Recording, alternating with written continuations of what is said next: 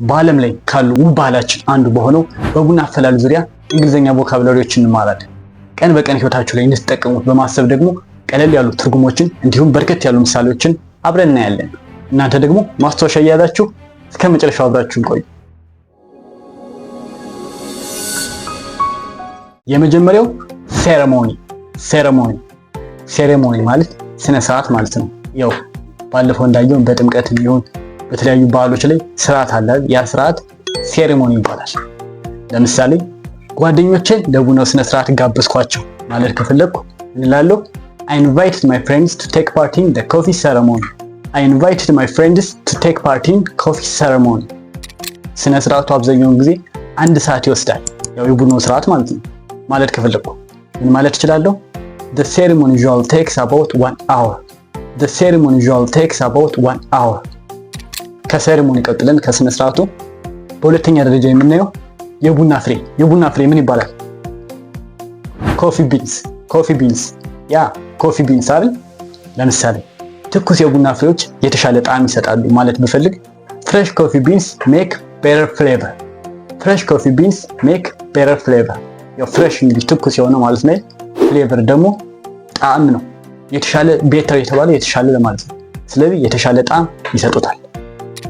ከመቁላቷ በፊት የቡና ፍሬዎችን አጠበች ማለት ከፈለኩስ She washed the coffee beans before roasting.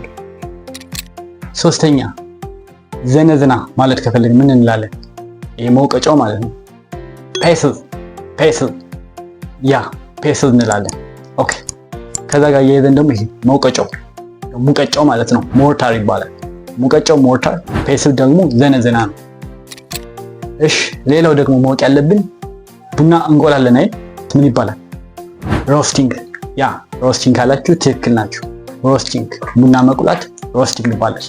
ለምሳሌ የቁሌቱ መዓዛ ቤቱን መላው ለማለት ከፈለግ The aroma of roasting fills the house ማለት ትችላላችሁ። አሁን ላይ በመፍጫ ነው ምን እንጠቀማለን?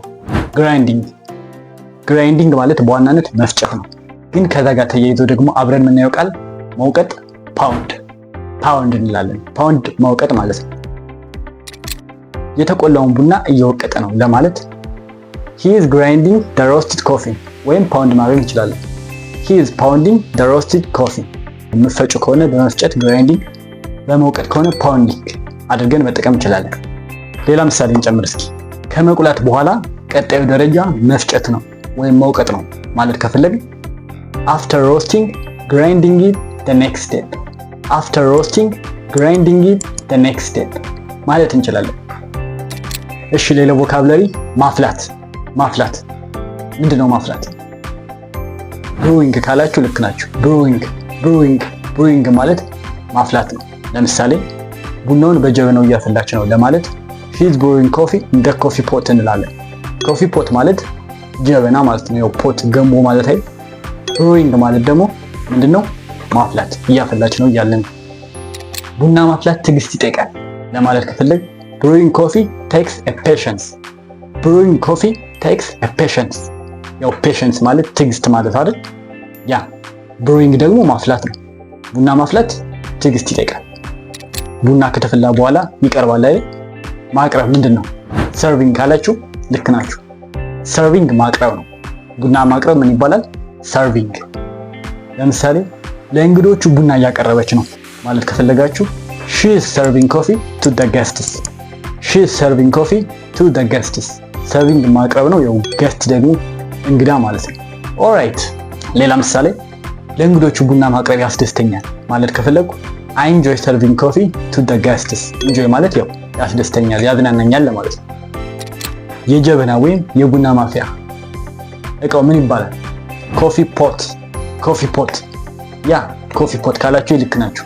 ጀበና ኮፊ ፖት ይባላል። ጀበና ቡናው እንዳይቀዘቅዝ ያደርጋል ማለት ከፈለግ ኮፊ ፖት keeps the coffee hot ማለት እንችላለን። ኮፊ ፖት ጀበና ነው። hot ወይም hot የሚለው ደግሞ ሞቃት መሆኑን ለመግለጽ ነው። ኪፕስ ያደርገዋል ደግሞ ይጠብቀዋል ማለት ነው። ናይስ። ከጀበናው ላይ ቡናውን በጥንቃቄ ቀዳችሁ ለማለትስ She put the coffee from the pot with care. She put the coffee from the pot with care ማለት እንችላለን። ሌላው ደግሞ ስኒዎች፣ ቡና ላይ ስኒዎች አሉ አይደል? ስኒዎች ምን ይባላሉ? ኮፊ ካፕስ ካላችሁ ልክ ናችሁ። ኮፊ ካፕስ ይባላሉ። ለምሳሌ ስኒዎቹ ረከቦቱ ላይ በንጽህና ተደርድረዋል ወይም ተቀምጠዋል ለማለት the coffee cups are neatly arranged on the ረከቦት። neatly ማለት ያው በንጽህና ለማለት ነው፣ ወይም በስርዓቱ ማለት ትችላላችሁ። arranged ደግሞ ተደራጅተው ተቀምጠዋል ለማለት ነው። ረከቦት ብትሉ የኛ ስፔሻል ቋንቋችን ስለሆነ ይመረጣል። ከዛ ውጭ ካፕቦርድ ማለት ረከቦት ማለት ነው። ስኒዎችን አጠበች ለማለት she washed the coffee cups. she washed the coffee cups ማለት እንችላለን። ሌላው በከሰል የምንጠቀም ከሆነ ከሰል ምን ይባላል? ቻርኮል። ያ ቻርኮል ይባላል። ከሰሉን አነደደችው ለማለት ከፈለገ በእንግሊዘኛ she lit the charcoal. she lit the charcoal። እንግዲህ ስለ ቡና አሰራር የሚያሳዩ ቮካብላሪዎችን አይተናል። ቪዲዮ ከተመቻችሁ ላይክ አድርጉ። አዲስ ከሆናችሁ ደግሞ ሰብስክራይብ እያደረጋችሁ ቤተሰባችን ተቀላቀሉ። Thanks for watching። ፈጣሪ ሀገራችን ይባርክ።